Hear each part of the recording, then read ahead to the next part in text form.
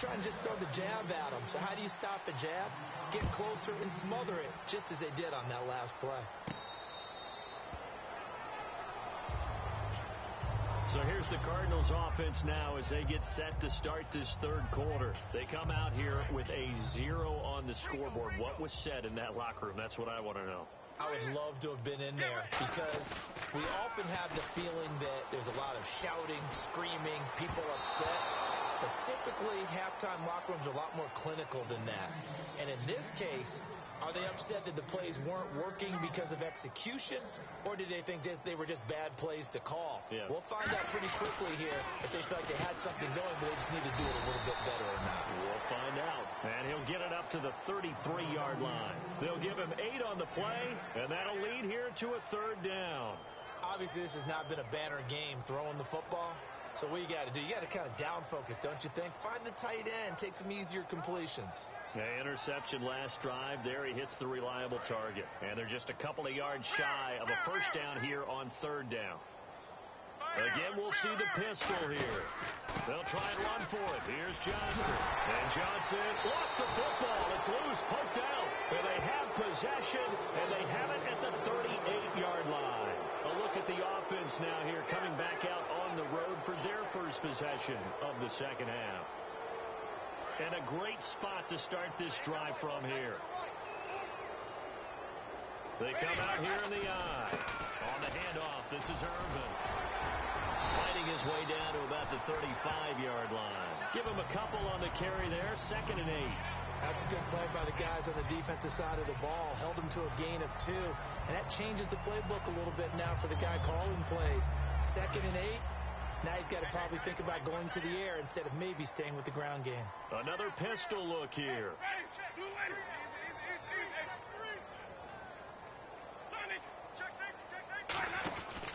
A second down carry for Irvin. And he'll lose yardage on the play back at the 37-yard line.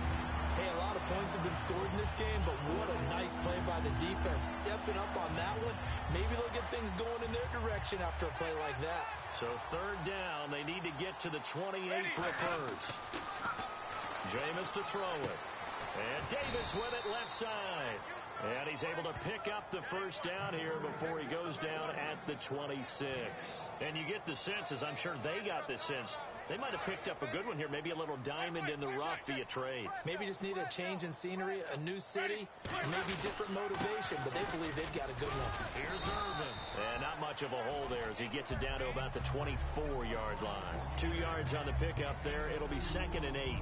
Partner, we know today's NFL is really built around the guy throwing the football. But these short runs, they still pay dividends because they can take their toll on a defense and they can add up as the game goes along. You control the clock, you control the ball, and that way you often control the game. Another carry for the rookie Irvin. And able to push his way forward here for a good little gain. 6 yards on the pickup, and just like that, it's third down. You know how we get focused at the end of the half and into the game situations about how much time's on the board and, what you need to do? Sometimes you don't even have to worry about that. That's just smart football.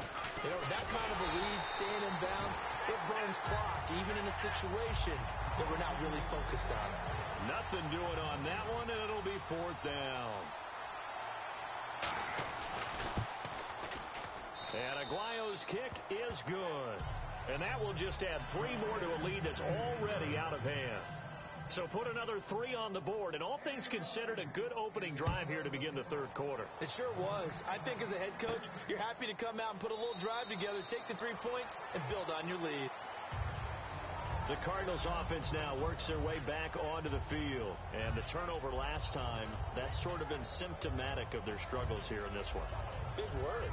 I like it, though, because you're exactly right. You like that, don't you? All game long, they've struggled moving the ball, turning it over on the last possession. So what again, symptomatic? Yeah. Rush coming, and he's taken down. They dial up the corner blitz that time, and it delivers to the tune of a 9-yard loss. Well, they go play fake. The problem is nobody was faked out. And when no one's faked out, what's the end result? Quarterback gets hit. Here's Palmer to throw. His throw incomplete. So the grab there by the defense, the holding penalty called. As tight ends go, he might not provide the super flashy plays very often, but he's pretty reliable, usually an excellent target, and normally catches what's thrown to him, but he didn't on that play.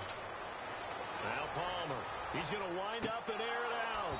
And that one falls incomplete. Looked like he might have had position there, but he couldn't hold on at second down. So the incomplete pass brings up second down. And when all else fails as a defender, when you're not there in the coverage, your best friend is exactly what we saw there. A big play shot taken by the offense. Unfortunately, it ended in a big drop. He lost 2 there, and it's third down. With the struggles we're seeing up front for the offense today, they've got to think about changing up their play calling. Some screens, some draws, some quick-hitting plays in order to try and supplement the run game. You don't totally abandon it, but you try and give it a little bit of help. On third down, Palmer. It's brought in by Floyd. And he's brought down after a good gain. A good pickup there at 22. And now they're in the hurry-up. Well, the advantage has certainly shifted to the defense as we began that third down play, and they found a way to foil it and pick up a first down. Third time's a charm. Look at the big man rumble! And he gets this down deep into Tampa Bay territory. Coaches really don't care from what position they get this, but run after the catch ability, rack ability, is often the difference between winning and losing and changing field position. And now they're inside the 10 as he's brought down at the 9. Give him 8 on the play, and it'll bring up a second down. The screen was executed and completed, but where's the worry on the play? How many times is a quarterback going to get hit? Because offensive linemen have to do an acting job of making sure it looks like they're whipping on blocks. But you got to slow them down a little bit, because if you don't, that's a lot of big guys coming at your quarterback in a big, fast way. And, boy, he can get hurt. He got maybe a half yard at most, but officially they'll be left with a 3rd and 2. He's fumbled already once, Charles. I'm not going to say that that was in his mind there, but I'm sure that during some of these plays he is mindful of it. And once you fumble the ball, you know what your team tells you and your coaching staff? Take care of it rest of the game. And that does get in your mind a little bit, and sometimes that slows down your effort in trying to get free from tackling. And the defenders know it, too. They sniff that out, don't they? Everybody wants to swarm the football. You know what the rule is. First guy hold up the runner. Everyone else try and get there and strip the ball free. 3rd and 2, and they ran the ball for only 1 yard, and everybody's going to scream at the offense. Well, let's give a lot of credit to the defense on that play. Defensive front out leveraged the offensive line. They got more people to the football.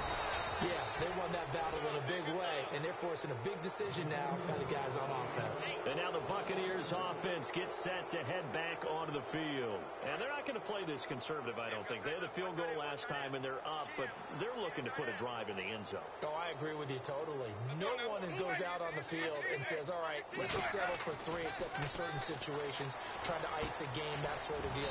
Most of the time, it's end zone, and that's what you're thinking, and I believe that's exactly what they're thinking as they begin this one. Yeah, no quarterback ever goes out there saying, hey, let's get 3, right? Not one that I've ever met. So they complete the pass, and now they face a second down.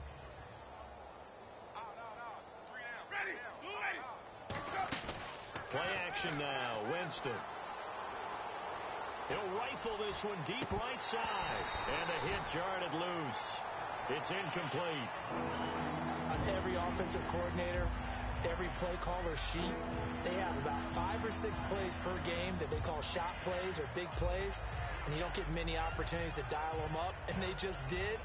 And they drop it with a great chance to make a big play. That's going to hurt. 3 yards left to grab here on 3rd down. The handoff to Irving. Call it no gain there, and it leads to a 4th down. And as a defensive end, getting off the ball quickly, swarming to the football, making a tackle, that's what we saw right there. Yeah, and that's what their job is. And really, a lot of the time, they have to throttle back a little bit in the run game because you know those defensive ends, they're like in a sprinter stance. They're just headed straight for the quarterback. That was good recognition on that play to hold them to no gain. Here's Brian Anger now, standing just outside his own goal line. He gets this one away, and boy, it's another boomer. On the return is Peterson. So possession goes over here on the punt. And possession will switch hands, 1st and 10. And the Cardinals offense here ready to take over. They had a great drive going last time. They were moving the ball, and then all of a sudden it just stalled out. So we'll see what they can do here, Charles. And it's always easy to second guess when you don't get it on a fourth down try. But they had to like the feeling that they had going on offense. And my goodness, another interception. Picked up by Lavonte David. And he's able to get it back to the 33-yard line. So out come the Bucs now. And on the last go-around, they really couldn't get anything going. They had to punt from deep inside their own territory, which means they're going to lose the field position battle as a general rule. What they're looking for now is a little more consistency, move the ball at least a few times on offense, get a couple of first downs, and hopefully flip the field. Yeah, just something to build off of. That's what they're looking for here. They'll get a nice chunk there on the first down run, and it's 2nd and 4. First play of the drive, let's give credit all around. Excellent blocking, but the guy carrying the ball, he was the finisher. A really nice run.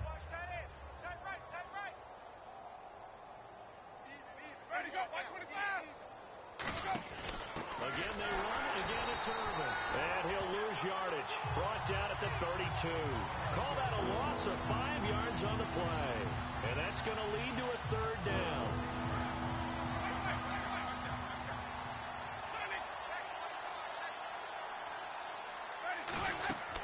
They'll run it now out of the gun. And he will cross the 30 down to the 29-yard line. Just a gain of 2 there, and it's going to bring up a 4th down. So now here comes the field goal team for the 3rd time today. From the left hash, this from 46. And this one looks good. It is good. Right down the pipe.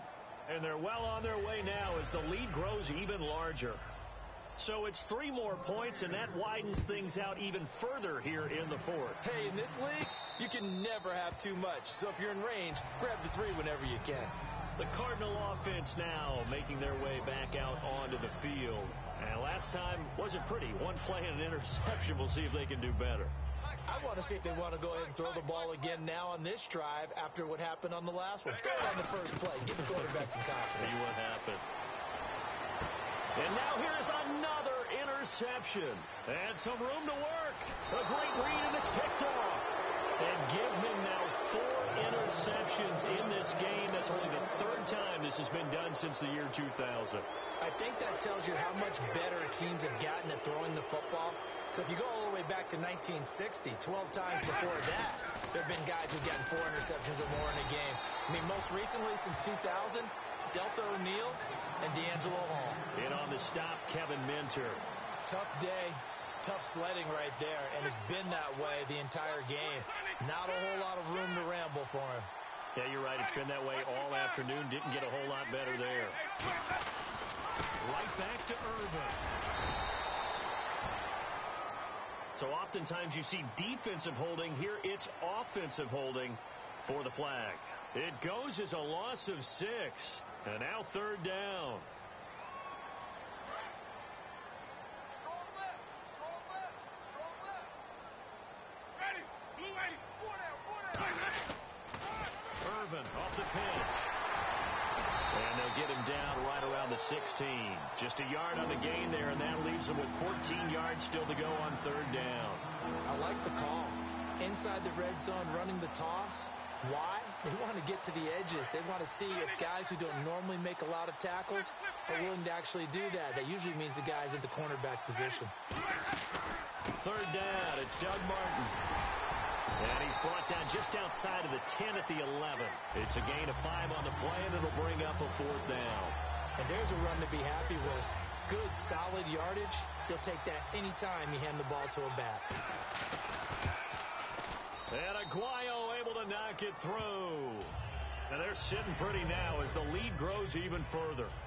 So after the pick, they can't capitalize for 6, but they do get 3. And I know in this situation, most of us want to focus on the offense. You know what side of the ball I played on. Let's give that defense a lot of credit. Taking over in a sudden change situation and shutting them down. Arizona getting ready to go as they take the field. And last time, 1-play interception. So this offense, they should be fresh. That's a good way of putting it. And I can't wait to see what they decide to do with play calling. Because a 1-play drive where you throw an interception, A lot of people think the very next time out, run the football, don't give him a chance. Maybe play action? I think maybe you go play action, show your quarterback you got a little confidence in him, and let him fling another one. So 2nd and 10 here. And on the outside, they're playing press coverage. All right, now. On 2nd down, Johnson. And he is going to lose yardage here. So he loses 3 yards there. Now 3rd down. Wasn't that long ago that the NFL guys really didn't adopt much from the college game. But one thing that has crept in there is spreading things out, opening things up, not even just in tempo, but maybe getting better line splits and spreading the field. I think that would be a great strategy right now to try to open things up in the run game. Larry Fitzgerald was the intended target. Now 4th down. Looked like they had an opportunity for a big play across the middle, but he didn't have the concentration or the focus necessary and dropped it before he could haul it in.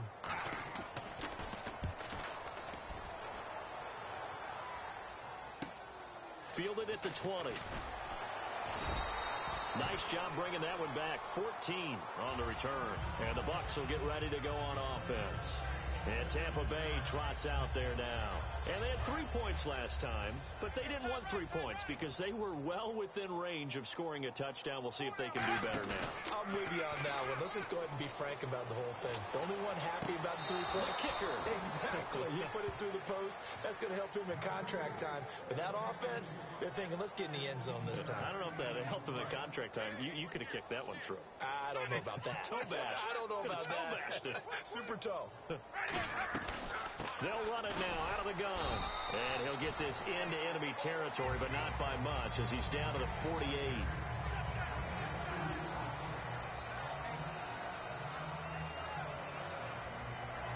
See if they stay on the ground for 2nd down. Time for a break. Back to finish it off on EA Sports after this. Strong right. Strong right. Strong right.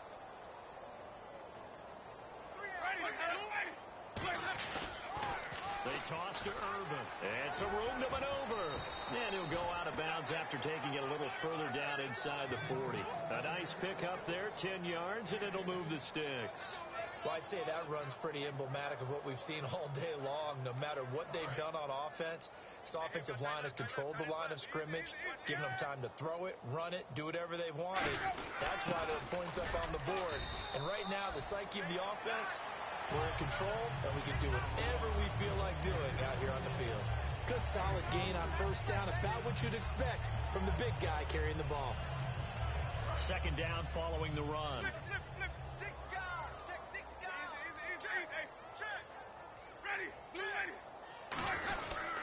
They'll run with Irvin.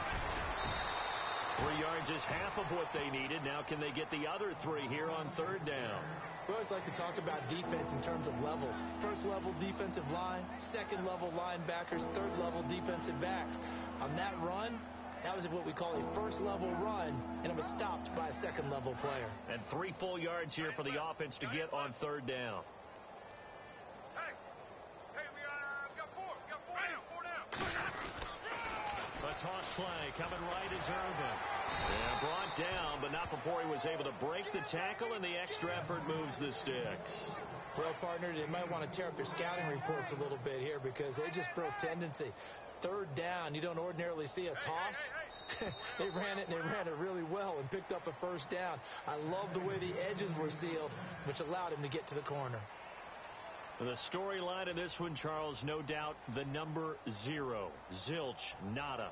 A shutout so hard to do in the NFL. It really is, and what an accomplishment, because you feel that not just on the defensive side,